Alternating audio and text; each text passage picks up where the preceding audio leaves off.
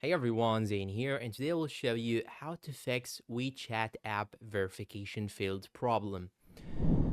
Now, the first thing that you can actually try is to simply go and search for the Play Store and search for WeChat, just like so, and make sure that you have the latest update. And this is the first step. The second step is to go and open the settings and go to apps, just like so. Go to manage apps. And if you are using your iPhone, you will do the same steps. So simply I'll search for WeChat, just like so. Then now you will have to click on force stop here, then click on OK. And now the upcoming step is to simply click on clear all data, then click on OK, go to the storage. So simply click on storage, click on clear data, then click on clear cache and try to see if the issue is fixed or not. If you still have the problem, go back to this page, go to battery, then you should here select the no restrictions option, then go back again and try to see if the application still have the problem or not.